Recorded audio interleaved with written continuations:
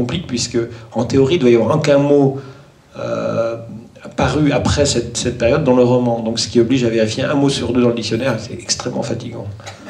Et toutes les expressions, effectivement, il faut rechercher les expressions typiques qui ont une signification à l'époque qui ne veut plus rien dire de nos jours. Il m'est arrivé un petit peu le même genre de choses pour Reine de mémoire qui se passe au 16e, 17e et 18e.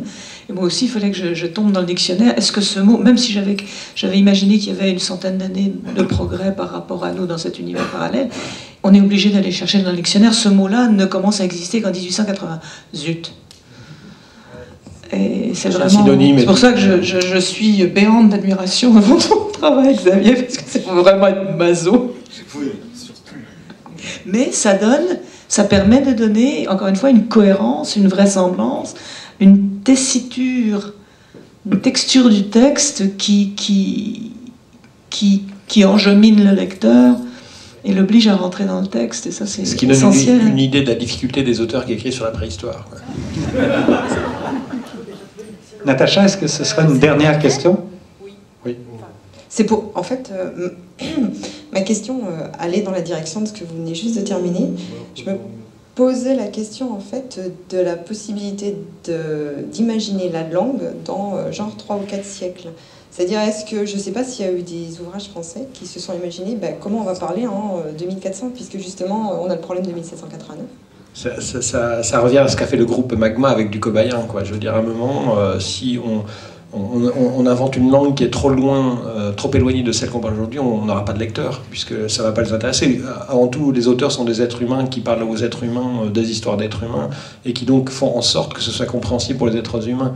Inventer une langue, ce serait extrêmement complexe pour le lecteur, parce qu'on le perdrait, et ça ne l'intéresse pas.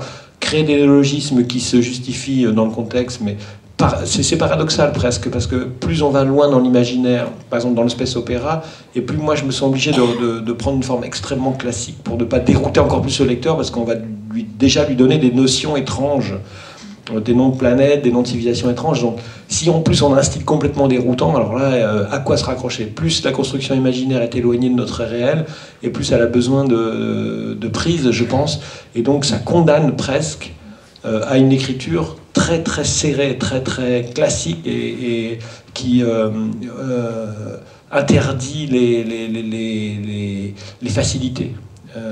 Et plus on est proche du contemporain, plus on peut jouer avec la langue, à mon avis, parce qu'on ne perd pas le lecteur, parce qu'il a les deux pieds sur terre, il sait très bien où il est. Dans l'imaginaire, c'est un petit peu plus compliqué, je trouve. On peut citer Daniel Drode, oui, à l'époque, qui a posé le problème. En quoi... Enfin, c'était un faux problème, en fait, parce que, justement, Pierre vient d'y répondre. Puisque ça se passe dans le futur, ça devrait parler la langue du futur. En milieu anglophone, il y a eu Orange Mécanique, bon, bien sûr. Et on voit, justement, à la fois l'aspect utile et la limite de ce type d'approche stylistique, parce qu'il y a une limite après laquelle le lecteur ne peut pas suivre. Donc, nous parlons effectivement d'ici et de maintenant à des gens d'ici et de maintenant. Je veux dire que Drode, donc, qui a relevé ce défi, ça n'a pas eu un succès colossal dans le public. Il a posé la question. Tout à fait. Il a même relevé dans Surface de la planète, dans la première version de Surface de la planète, mais qui n'a jamais paru cette forme, le titre c'est Surface de la, DLA, planète. Une dernière question, Natacha? Oui. Non, moi je voulais faire juste 2 petites remarques très très rapides. La première remarque, c'est lorsque Pierre a parlé de la ruralité. Il y a un autre écrivain de langue française, c'est quand même Michel Jury, qui est totalement imprégné de ruralité, et c'est un écrivain aussi qui joue énormément avec les mots. C'est un de ses plaisirs d'ailleurs, hein, en discutant avec lui pour sa technique d'invention justement des mots, c'est son grand plaisir, c'est d'inventer des mots, faire des associations, etc. Et pourtant c'est quelqu'un qui a quand même les 2 pieds justement dans la ruralité, et la moitié de son œuvre est quand même consacrée à ce milieu justement de la ruralité.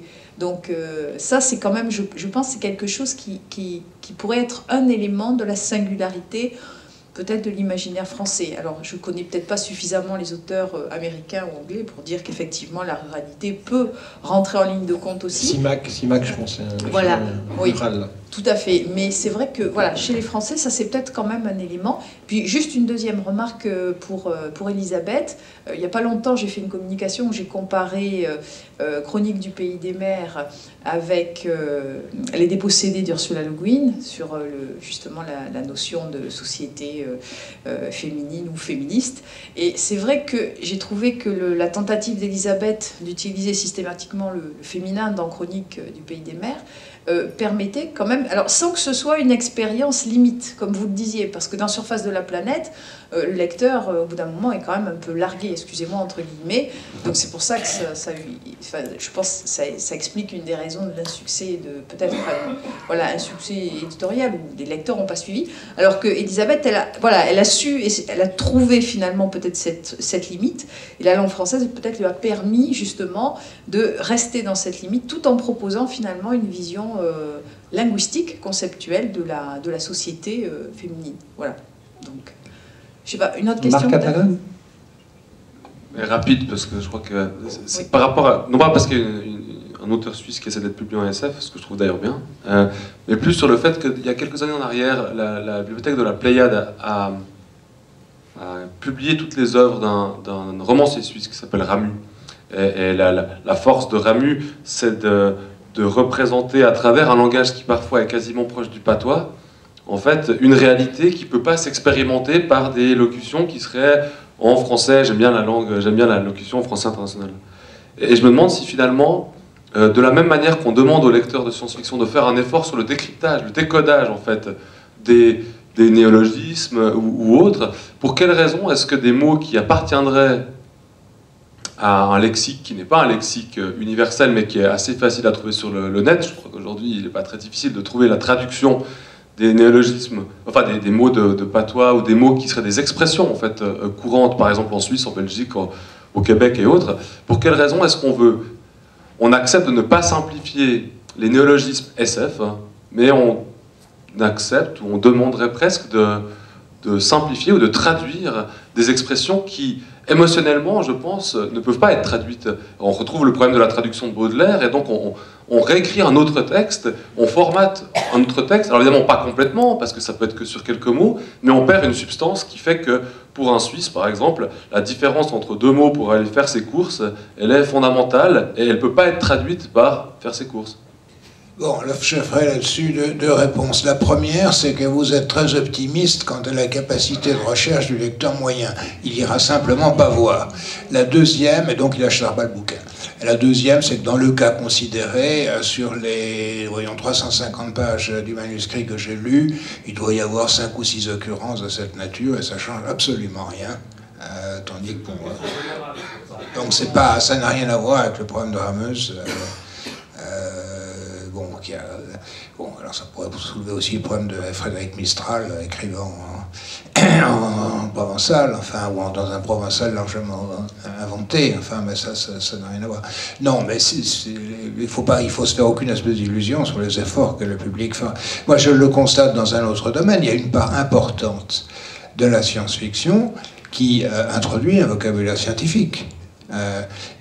Maintenant, le problème est à peu près réglé en ce qui concerne les traducteurs.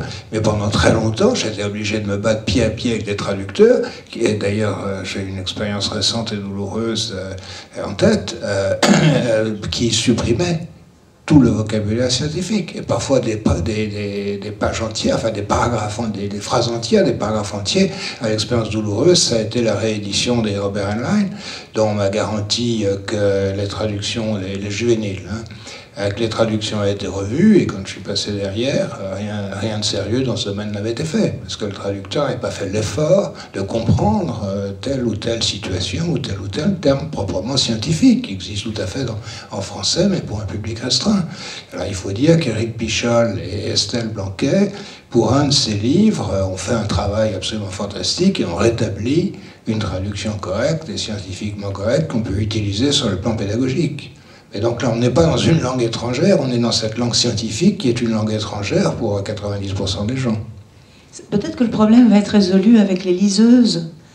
Les liseuses qui iront en ligne, ou bien où on pourra consulter des lexiques directement, tout de suite. Peut-être que ça va changer le rapport au langage des écrivains, ça. Enfin, comme ça, l'idée.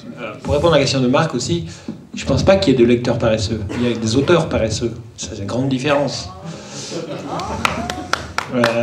Parce que je pense, j'ai travaillé sur le patois vendéen dans l'enjeu mineur, parce que évidemment c'est des paysans vendéens, ils ne vont pas parler français classique ou académique, ce sont des paysans, donc ils vont parler leur langage.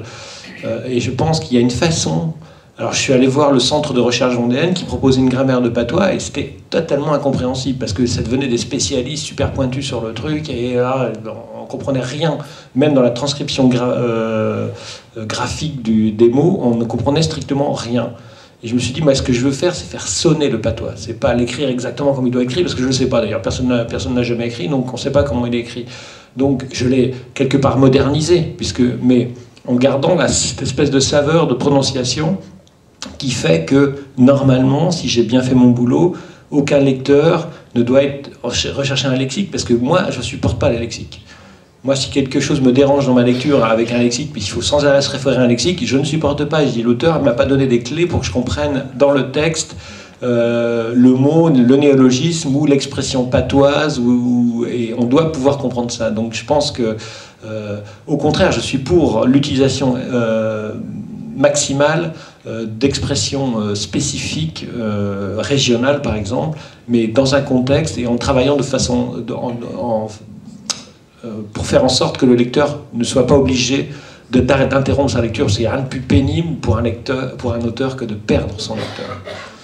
Je vous rappelle qu'on a deux autres communications à entendre. Gardons-nous des munitions. C'est bien parti. Tout à fait. Sur le vocabulaire scientifique, je voudrais juste donner deux exemples.